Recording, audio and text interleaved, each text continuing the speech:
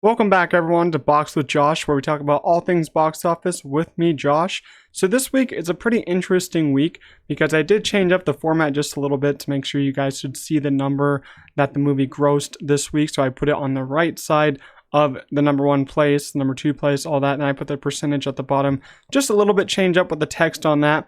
But this week is actually kind of a big cinema week because on Sunday, which is today when I'm filming, we had National Cinema Day where everything was $4. You could go see a movie in IMAX, 40X, standard, $4 a ticket. You can get a $4 small combo where I'm at, so that's a pretty good price. But yeah, if you guys are wanting to go out and see a movie today, it's $4. You guys probably already went to go see some movies today. Pretty good deal. They do this once a year. I think last year was a lot worse though because there wasn't a lot coming out last year. But this year we have a lot of movies that came out. We had Gran Turismo, Barbie, TMNT, Oppenheimer, a lot of movies. Just to clarify, we are talking about estimates here. I don't have the actual full numbers which come out tomorrow, so this is just estimates. If I'm right on, that's great. If I'm a little off, that's awesome. This is just the estimates of the top 10 of this weekend, so let's get right into it with our newest release. Gran Turismo took number one this weekend with 17.4 million, and it dropped in about 3,800 theaters. You know, I think this is actually not a great opening weekend. It's not what Sony was looking for. But on the bright side, I think that this would have earned a lot less if they didn't do early screenings, but I think they did just a little too many because we saw when The Flash came out, how that movie had so many early screenings. I was able to see it like a week and a half early. I think that ruined The Flash's box office. They had so many early screenings for that movie. Every single location had an early screening. And Gran Turismo had so many early screenings also. I feel like there were so many early screenings by me. I could have seen this movie like 4 times before it officially came out this weekend. That's how many early screenings there were.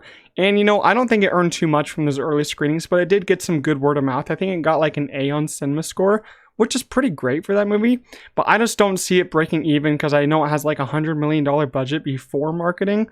So that's a really big budget here. So I think Sony might lose a lot on this one, so they're not going to have a hit. So, but 17.4 million, it still got first place, but it's nothing to really brag about. But I think without those early screenings, it wouldn't have made as much as it did. Coming in second place, though, is Barbie. It got back up and it earned $15.8 million on only a 25% decrease. 25% decrease, that's literally insane. It's in like its 7th week right now, 7th or 6th week, I think it is. And it's still in 3,900 theaters and it only dropped 25%. That's literally insane. Can you imagine that? Its domestic gross so far is at 593 million and it's closing on 600. Should hit 600 million domestic gross in about a couple days, and that's going to be huge. This movie is the number one grossing movie domestically so far this year, and I think it will finally pass Mario just in like a couple weeks, maybe in just next week. I think it will cross Mario very soon. Barbie. Who knew that Barbie was going to be the number one movie of the year, the number one movie of the summer? No one knew. If you're going to tell me that you knew, you're lying because no one knew that this one's going to be this big. A lot of people thought this movie was going to flop. I thought it was going to make pretty decent amount of money, maybe like 500 million total worldwide. But it's gained over 500 million total just domestically. That's insane. Everyone's flocking out to go see this. Literally, everyone loves this movie. I mean, some people hate it because they say it's woke, but if you say something's woke, then I just don't want you here because no, we don't talk about that. We don't think anything's woke here. It's just a movie. It's just a Barbie movie. How can you get mad about a Barbie movie doing this well? I think that this is very good. I mean, it is from an IP, but it's still kind of an original story, original movie from an amazing screenwriter and director from Greta Gerwig and Noah Baumbach. But in third place this weekend came Blue Beetle with 12.4 million, only dropping 50%, but that's nothing really to brag about when it only opened about 25 million. Like I talked about this last week, it only opened like 27, but then the actual numbers came out and it dropped to 25. So yeah, sometimes estimates are wrong and it goes under, but sometimes estimates are wrong and it goes higher. But Blue Beetle went under, and you know, 50% drop would be pretty good if it opened with like 100 million and it only dropped to 50%, which would be 50 million, but it only opened to 25 million the first weekend. So I was kind of hoping that this could maybe drop only 40%, with National Cinema Day, but it dropped 50% in its estimates right now at 12.4. I don't think that this is great. It's not even at 50 million domestically so far. I think its worldwide numbers are also pretty low. No one's really flocking to go see this because DC is a really tarnished brand right now. I talked about this in the Dune video that they kept Aquaman in December.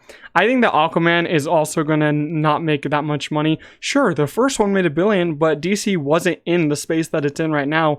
When did that come out? 2019, 2017, I think it came out in 2018. DC was not in the place it is right now back then. DC was very, very good in that year, and they gained $1 billion from Aquaman, and they're not in a place where Aquaman's going to make $1 billion this year. You have the Amber Heard drama in that movie. I don't even know if she's still in it. Maybe like a couple scenes. You just have the stance of what's happening in DC and what happens in Aquaman. Does that matter? You know, does it matter that we see Aquaman 2? Sure, I'll still see it, but does it matter since James Gunn has taken over and making a new DC? I just don't understand, because James Gunn is taking some characters, leaving some characters. I think he should just do a full reboot. And I think Aquaman, it doesn't deserve a Christmas spot because no one's going to go see it. I think Aquaman should just move to November, and then Dune should have moved to December. I think that would have been so much better. Or just release Aquaman on HBO Max or Max, whatever you want to call it. No one is going to go see Aquaman. I literally bet it right now. Aquaman is not going to make as much as the first one. It's not going to do great. And there's a lot of behind the scenes drama on that movie. And Blue Beetle, let's just say Blue Beetle is not going to make profit, but let's hope it does better on digital. We'll see how it does, because I think it's coming to digital in probably like 5 weeks. So it's not doing great. But number 4th on this weekend is Oppenheimer, grossing $8 million, only dropping 25%. That's what I wanted to see from Blue Beetle, but Blue Beetle just doesn't have the audience backing it like Oppenheimer does. Oppenheimer is almost at, I'm just going to officially say it, it's basically going to 300 million domestically total. Its worldwide numbers are pretty great also right now, but only a 25% drop on $8 million is great. It finally returned to IMAX theaters where I'm at, so you guys should check your theaters. I think it could return to IMAX where you guys are at, but only a 25% drop in $8 million gross. That's terrific. We're probably going to see a greater drop next week because I don't know what's in IMAX next week, but I'm pretty sure Oppenheimer is also going to take those IMAX screens because we do have some movies coming out next week. I'm just not sure if they're going to take all the IMAX screens. But I think Oppenheimer should also hold well next week, but it did great this week. Coming in 5th place is Teenage Mutant Ninja Turtles Mutant Mayhem, grossing $7.5 million, only on a 12% drop. That is what we like to see because TMNT was not holding that great last week. But now it only dropped 12%. We see families are now flocking out and going to see it a couple more times. That's great. I mean, it's not, the domestic total isn't where I'd like to see it right now. It's only at 99 million. It's probably going to cross 100 in the next day or so. So let's just say it crossed 100 million domestically. I feel like what I wanted it to be right now would be like 130 if it opened up a little bit stronger. But I think that they're still going to give it a sequel, and I think it will gain some more fandom across, like when it releases on digital and when it comes to the streaming services like Paramount. I think it will gain a little bit more audience there. So we're going to see the sequel probably gross a little bit more. I'm hoping that the sequel does a lot more. Like, I'm hoping that the TMNT kind of has like the Spider-Verse effect and it grosses a lot more than the first one because it gains a big fandom. But we'll have to see about how long we're going to have to wait for that sequel. But I will say, only a 12% drop for TMNT is actually kind of insane. So good for them. But we got 6th place here. We got Strays coming in at $4.8 million on a 42% drop. This isn't great, but I wouldn't call it bad, but also the same as Blue Beetle, just this had a horrible opening. So a 42% drop doesn't really mean much when you only make $4.8 million on the weekend and your budget is $45 million before marketing.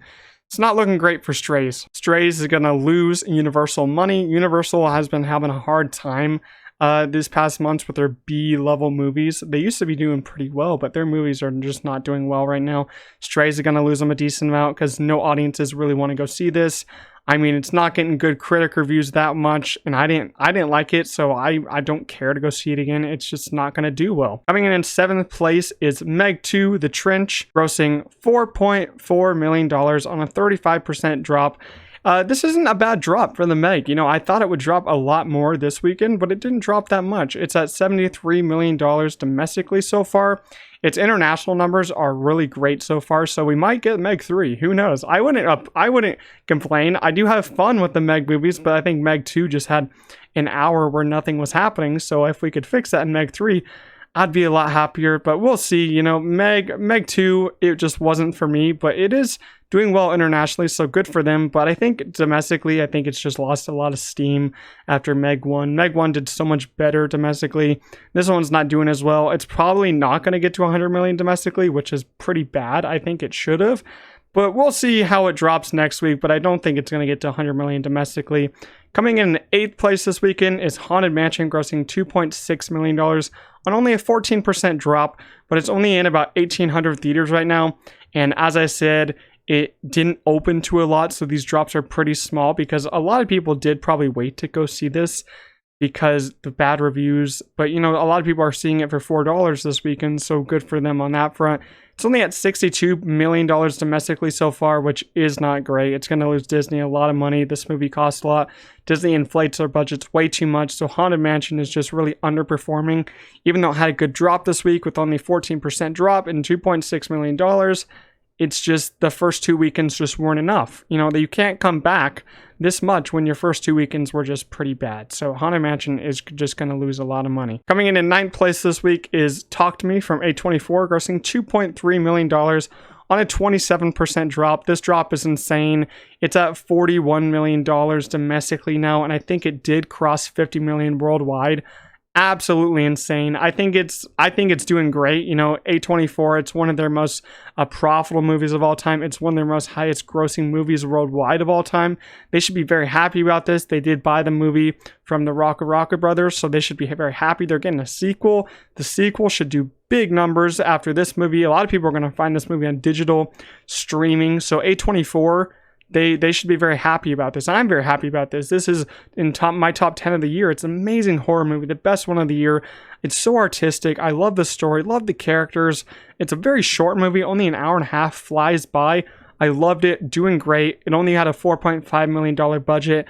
Insane profit on this one. This is probably like the most profitable film on this list after Barbie and Oppenheimer. This one is probably coming in next. But in 10th place this weekend is Mission Impossible Dead Reckoning Part 1, grossing $2.1 million on only a 23% drop. This is actually pretty great for Mission Impossible, and it's at $168 million domestically so far. It probably will get to like 175, 180 ending, which actually isn't bad. You know, the legs have actually increased very well since the first and second weekend, so they should be happy about that. But I think what needs to change is when part 2 is done filming and it picks a release date, you gotta pick a date where you can get at least 2 IMAX weeks. Mission Impossible Dead Reckoning Part 1 only had 1 IMAX week, and that ruined it. They need at least 2 or 3 IMAX weeks and nothing major coming after it, because you're just going to take all the steam out of that movie if you're not going to have anything after it. But Mission Impossible Dead Reckoning Part 1 is going to lose money. We have to agree to that. I don't call it a failure because the budget was like inflated heavily due to COVID. What are you supposed to do at that point? If your budget is inflated due to COVID, you can't change that. There's nothing you could have done. And they paid their cast and crew when they couldn't film. You know, they kept them stable and kept them having a living household. So you got to be happy for the movie and the studio doing something to help their cast and crew out during that bad time of COVID. Even though they're going to lose money from this film, at least they helped their cast and crew and basically had good protocols and stayed healthy during COVID. So, you know, hopefully the second one doesn't have a big budget like this one, but we'll see how that one does in like a year or year and a half. Who knows when that one's going to come out, but that's our top 10 of the week. Let's get to what's coming in this week. For our new releases this week, we have 3 major things to talk about. First one is The Equalizer 3, which is coming to theaters. Denzel Washington's end to his trilogy. I'm pretty sure he did say this is the last one, but maybe John David Washington will come in and do a prequel. I think that would be pretty cool. I'm here for it. I am going to go see this one in theaters. I will review this one and Bottoms this week. I'm not sure if I'm going to do a conjoined review. You guys let me know, because I might do them both separately, just very short, or I'll do a conjoined review. I'm not really sure too far, but I will be seeing Equalizer and I will review. I'm kind of excited. I like the first one a lot. The second one was kind of disappointing, but I'm still excited. We do have Bottoms coming out. This is Rachel Sennett and Ayob from the Bears' new comedy, like teen movie. This one's been getting very good reviews. It has like a 99 on Rotten Tomatoes, 100% audience score. wow, this one's doing insane review wise, and I can't wait. It just looks like very up my lane. The trailer was hilarious. A lot of comedy is hitting for me, like the awkward comedy. We got Marshawn Lynch in here. Marshawn Lynch is one of my favorite NFL players. He's a funny guy, and I cannot wait to see him in this movie. I can't wait to review it. I hope it's amazing, as everyone's saying. But the biggest release this week on Netflix is going to be the One Piece live action series. You know, this one is one that I wasn't looking forward to until the trailers came out. I wasn't a big One Piece fan, but I know a lot of people are big One Piece fans and it has a big fandom. It's an awesome show, has so many episodes. Like, I don't know how I'm going to step into that, but it is a lot of episodes. But yeah, this one, I got actually pretty interested in it from the trailer. The trailer looks really good. I love the adventure feel, the pirate feel. I love it so much. And I actually started watching the original One Piece show. I'm at like episode 10 so far. I'm not going to get caught up before the live action show comes out. And I actually do like it a lot. I love the characters. I love the animation. I just love the whole story, the scripts of it. I love it so much. I think it's awesome. I think this live action series is going to be one of Netflix's best because the reviews have coming out and everyone's liking it so a lot. And it got praised by the, I think the creator of the One Piece series did praise this one. So hopefully it's good. But yeah, I think it looks awesome. I might review it on the channel. I'm not sure, but I am going to watch it. I think it looks awesome. Let me know, are you guys going to watch any of these new releases this week? Equalizer 3, Bottoms, or the One Piece live action series? I think that one will be a big winner for Netflix, and I think they'll do multiple seasons. So hopefully you guys watch these ones. But that's it for Box with Josh this week. Let me know what you guys thought of kind of like the new format and what's going on this week. Let me know what you thought of the top 10, and let me know what new movies are you seeing this week. But that's it for Box with Josh, and I'll see you guys in the next one. Peace out.